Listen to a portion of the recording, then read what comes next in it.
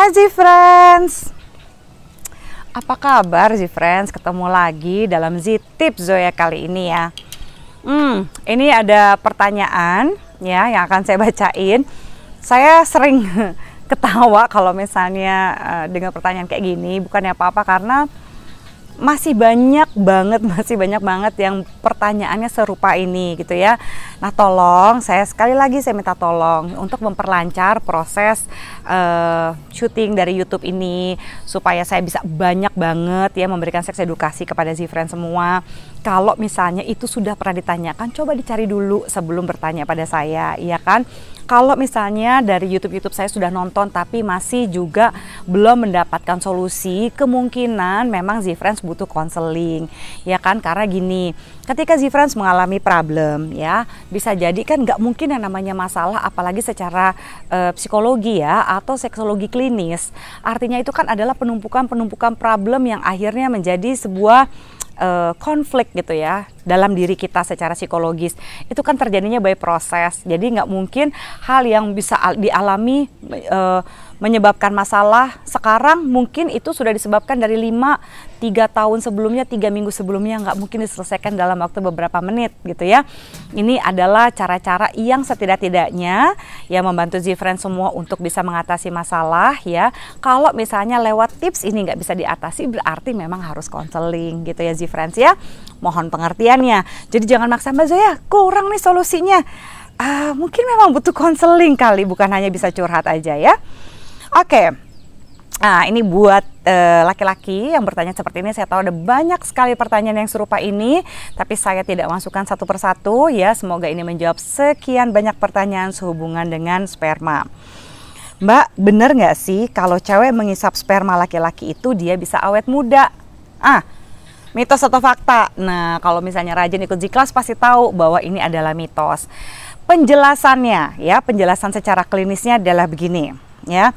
Di dalam semen itu contains atau terdapat yang namanya ya, ini yang terdapat di dalam ini ya, di dalam sperma, di dalam air mani itu adalah ada fructose ya, sodium, kolesterol, fat, ada traces of vitamin, artinya ada traces of vitamin itu artinya masih ada jejak-jejak vitamin yang ada di dalamnya. Salah satunya juga adalah B12 gitu ya. Nah, ini adalah fisiologi ya dari si spermanya itu sendiri ya. Silahkan lihat di gambar sini ya. Urethra passageway through which urine semen are released. Jadi uretra gitu ya, tempat juga sperma itu lewat gitu. Nah, ini kurang lebih nih bentuknya sperma tuh seperti ini ya bentukannya ya. Z-Friends bisa lihat ya sebentar ya. Oke. Sperma bisa hidup ya sampai 2-3 minggu dan di dalam tubuh perempuan 0 sampai 7 hari ya, di dalam laki-laki 2 sampai 3 minggu. Kalau dia travel itu perjalanan ya, berarti itu sekitar 5 sampai 9 cm per jam gitu ya. Nah, di dalam sperma yang di dalam air mani yang berisi fructose, sodium, kolesterol, fat, dan beberapa jejak-jejak vitamin ya, B12 dan segala macam yang ada di dalamnya, ini tidak semerta-merta bahwa karena terdapat vitamin yang ada di dalam sperma, bukan berarti Z-Friends, bukan berarti kalau menelan sperma semua jejak vitamin, fructose ya, fat, kolesterol, sodium, B12 yang ada di dalam sperma atau air mani itu bisa semerta-merta membuat tubuh kita sehat seperti kita meminum vitamin. Kenapa? Karena vitamin yang diproduksi ya, yang bukan di dalam sperma, di dalam air mani ya, vitamin yang diproduksi itu ya, itu sudah dibuat sedemikian rupa ketika ditelan ketemu dengan enzim itu akan membuat tubuh kita sehat. Jadi ada pengaruh yang signifikan Z-Friends ya, yang benar-benar akan membawa kesehatan buat tubuh kita. Vitamin yang ada, sementara vitamin yang ada di dalam air mani itu tidak semerta-merta akan bisa membuat Z-Friends semua gitu ya, itu jadi sehat.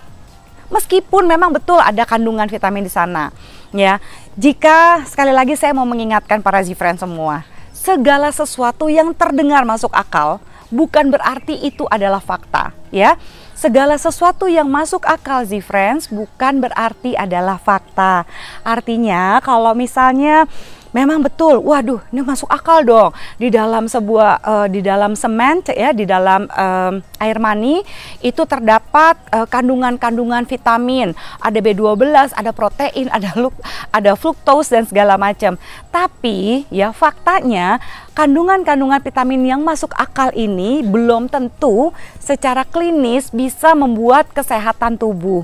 Jadi, kalau misalnya masih ada yang bertanya, apakah menelan sperma bisa membuat awet muda? Jawabannya tidak.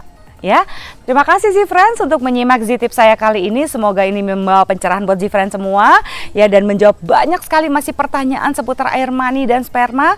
Dan semoga ini menjawab karena kita berhak untuk terbebas dari mitos-mitos kesehatan seksual. Ya, salam sehat Z-Friends. Sampai ketemu lagi di episode-episode berikutnya. Bye.